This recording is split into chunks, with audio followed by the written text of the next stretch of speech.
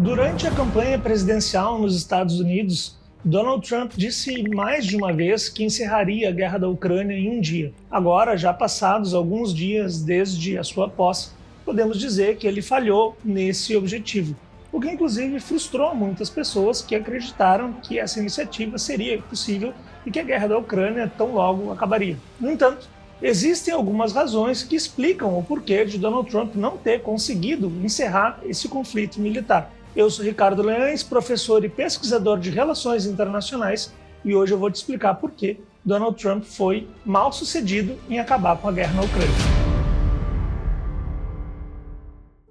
Antes de explicar as razões pelas quais Trump não conseguiu acabar com a guerra da Ucrânia, é importante retomar um ponto que eu já mencionei aqui no canal. Trump é um político que está muito acostumado a fazer manifestações grandiloquentes, espalhafatosas, muito contundentes, mas isso muitas vezes é apenas um estratagema para, de alguma forma, forçar o seu interlocutor à mesa de negociações. Então a gente sempre precisa ter cuidado quando Trump faz uma manifestação tão grandiosa, para saber se ele realmente acha que isso é possível ou se ele tem algum objetivo por trás para, de alguma forma, atingir os seus interesses. É claro que a gente não tem como saber com certeza se Donald Trump realmente acreditava na possibilidade de encerrar a guerra da Ucrânia em um dia ou se ele apenas queria forçar que Vladimir Putin e Volodymyr Zelensky sentassem à mesa de negociações para que se buscasse algum tipo de acordo. No entanto, independentemente de quais sejam as verdadeiras intenções e os pensamentos de Donald Trump, o que nós podemos saber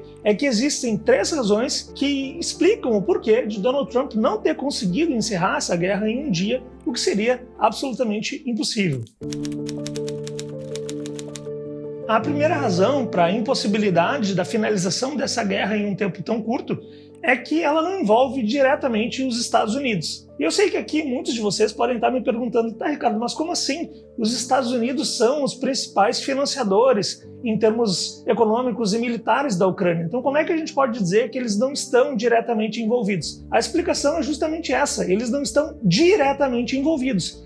As duas partes que estão diretamente envolvidas são a Rússia e a Ucrânia. Embora eles possam ter aliados, e é claro que no caso da ucraniana isso é muito mais presente, ainda assim são eles, os dois lados, que estão diretamente envolvidos. O que está nas mãos dos Estados Unidos é, eventualmente, acabar com o apoio financeiro e militar à Ucrânia. Mas isso não significa necessariamente que, diante desse cenário, os ucranianos vão simplesmente desistir dessa guerra e muito menos os russos. Na verdade, é até muito improvável que isso aconteça. Isso porque, ao longo de muitos anos, muitas décadas até, os Estados Unidos acabaram fomentando uma política anti-russa na Ucrânia, incentivando os ucranianos a ter uma hostilidade constante dos russos. Por conta desse doutrinamento que os Estados Unidos fizeram com os ucranianos ao longo de tanto tempo, é muito improvável que os ucranianos simplesmente virem a chave diante de um novo presidente e modifiquem a sua política em 180 graus. É muito mais provável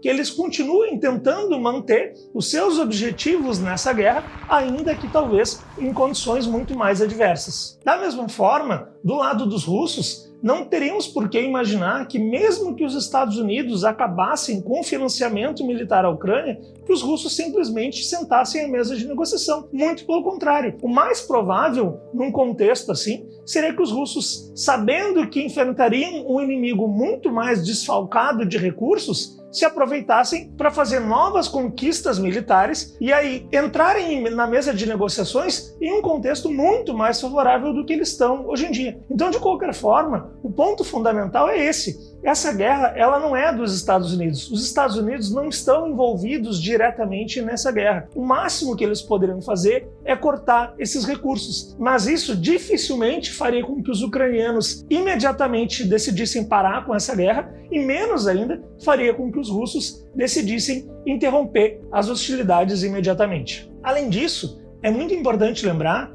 que essa guerra ela é fundamental para os planos políticos de Volodymyr Zelensky. Muitas pessoas frequentemente esquecem desse fato, mas Zelensky continuou no poder da Ucrânia, embora não tenham ocorrido eleições no ano passado, o que era a determinação prévia do calendário eleitoral desse país. Isso faz com que a continuação da guerra seja fundamental para que Zelensky permaneça no poder e tem uma certa garantia sobre o seu futuro. Porque a realidade é que, em a guerra acabando e a Ucrânia perdendo, é muito improvável que Zelensky permaneça como presidente e ele nem sequer sabe o que vai ser dele diante dessa situação. Porque no caso de uma derrota vexatória da Ucrânia, é claro que a pressão para que Zelensky não apenas saia do poder, mas eventualmente até possa ser punido, vai crescer. Isso coloca para ele um desafio muito importante e ele tem a ciência disso. E também, por conta desse motivo, ele não quer que essa guerra acabe imediatamente com uma derrota muito contundente da Ucrânia. Essa, portanto, é a primeira razão. Donald Trump não pode acabar com essa guerra, porque essa guerra não é dele.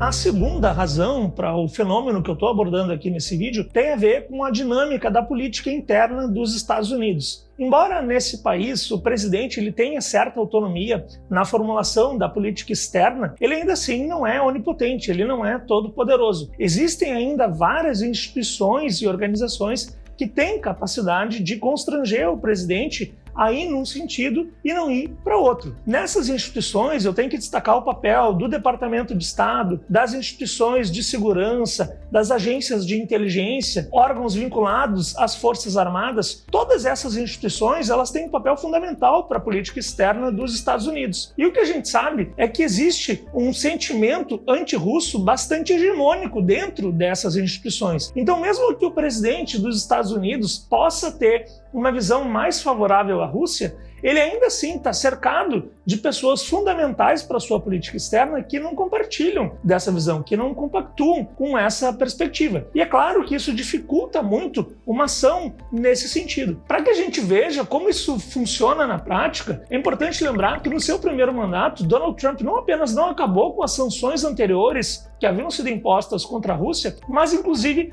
teve que aceitar que novas sanções tenham sido implementadas, porque existe realmente um cenário em que esse sentimento antirrusso ele é muito presente no sistema político dos Estados Unidos e faz com que, mesmo que o presidente tenha uma visão um pouco mais leniente em relação à Rússia, ainda assim é muito improvável que ele consiga dar um cavalinho de pau, alterar completamente o rumo nessas relações bilaterais entre Estados Unidos e Rússia. Além dessas instituições estatais que, como eu comentei, condicionam a política externa dos Estados Unidos a ter uma postura contrária à Rússia, ainda existem grupos econômicos não estatais que também exercem uma pressão muito significativa. E aqui, é claro que o destaque é o complexo industrial militar. Como vocês sabem, os Estados Unidos são os principais produtores de armamentos no mundo. E as empresas que produzem esse tipo de mercadoria são empresas privadas, que ganham muito dinheiro do Estado, tanto dos Estados Unidos quanto de outros países. Então, quando a gente fala que os Estados Unidos estão prestando auxílio financeiro para a Ucrânia, é importante que as pessoas tenham em mente que esse auxílio, na verdade, ele acaba voltando para os Estados Unidos, porque os Estados Unidos transferem dinheiro para a Ucrânia, mas a Ucrânia usa esse dinheiro para comprar armamentos produzidos nos Estados Unidos. E aqui é óbvio que essas indústrias que têm à disposição essa mina de ouro, que estão fazendo tanto dinheiro com essa guerra, é óbvio que eles vão pressionar para que essa guerra não acabe imediatamente. E vejam, eu não quero aqui levar ao engano de que esse setor do complexo industrial militar ele é capaz de controlar tudo que acontece em Washington. É claro que não. Se fosse por isso, nenhuma guerra que os Estados Unidos participaram teria acabado, porque esses grupos estavam lucrando enormemente. Mas mesmo assim, a importância que eles têm na formulação de política externa dos Estados Unidos, ela não é negligenciável. E um bom analista não pode desconsiderar esse elemento na hora de fazer previsões ou análise sobre o que está acontecendo. O terceiro motivo, por fim, diz respeito à Rússia. Ao longo da campanha eleitoral, no último ano, eu vi muita gente falando que o Trump e o Putin eram muito amigos e que se o Trump vencesse as eleições, então as relações entre Estados Unidos e Rússia elas floresceriam, passariam de uma situação de inimizade para uma situação de complementariedade ou mesmo de entendimento mais geral. Mas eu nunca acreditei nessa perspectiva, porque eu sei que a política externa de um país, e sobretudo de uma grande potência, ela não acontece apenas em função das preferências do presidente que está num determinado momento no poder. Mas elas têm uma série de fatores, há vários grupos que são importantes e que ajudam a condicionar essa política externa. E é importante a gente falar sobre isso porque Putin tem a consciência de que mesmo que Trump seja diferente de Biden em alguns aspectos, ele não é superpoderoso, ele ainda tem limitações. Putin já lidou com um cenário em que Trump era presidente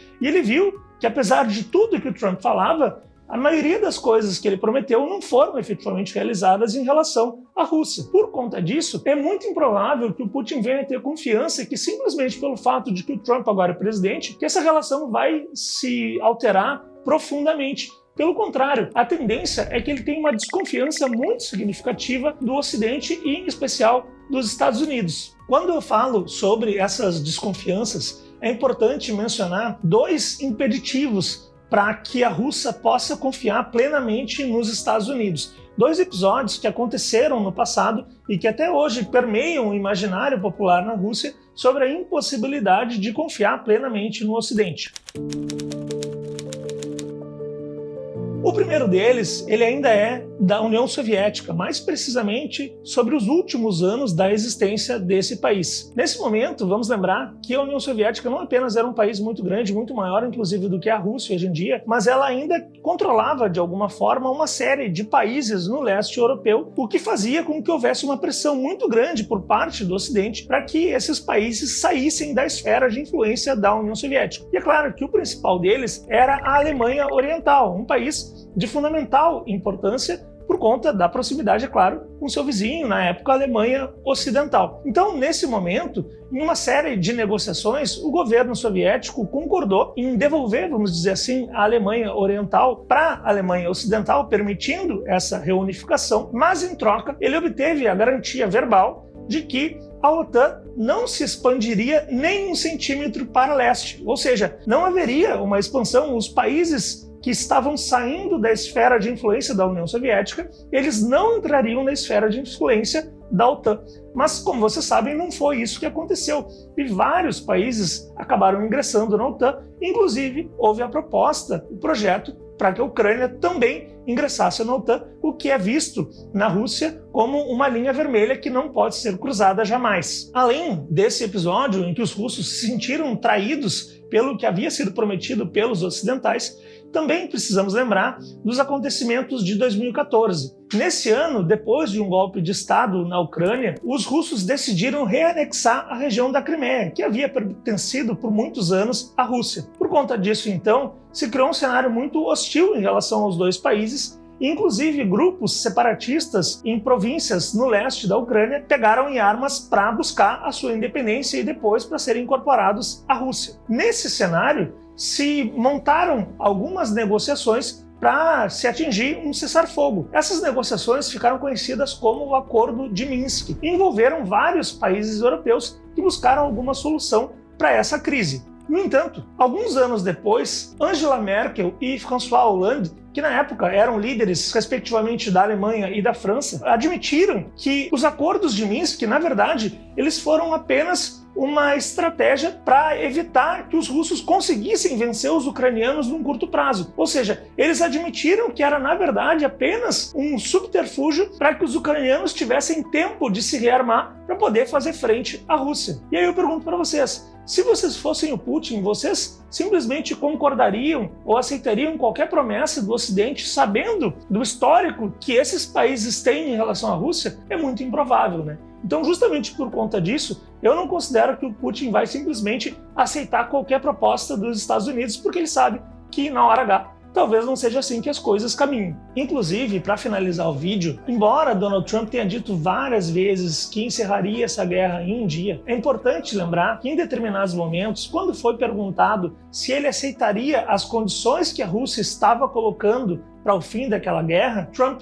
negou, disse que essas condições eram inaceitáveis. Então a gente vê que há uma contradição no discurso do Trump, porque por um lado ele diz que vai acabar com essa guerra em um dia e por outro ele não concorda com as exigências que a Rússia está fazendo para encerrar esse conflito. E como é a Rússia a grande potência nessa guerra e é ela que está vencendo, é muito improvável que o desfecho que venha a ter não seja favorável à Rússia.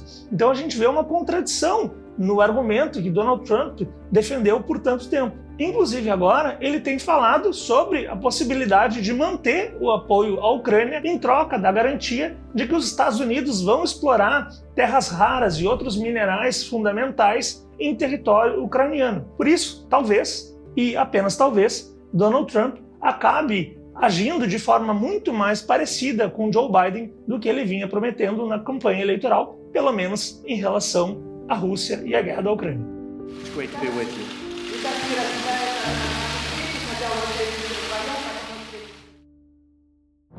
Bom, pessoal, esse então foi o vídeo de hoje. Mais uma vez eu agradeço a todos que chegaram até o final e peço que se inscrevam no canal, que ativem o sininho, que deem like nos vídeos, que façam comentários, porque é assim que a plataforma vê que vocês estão gostando do conteúdo que eu produzo para vocês.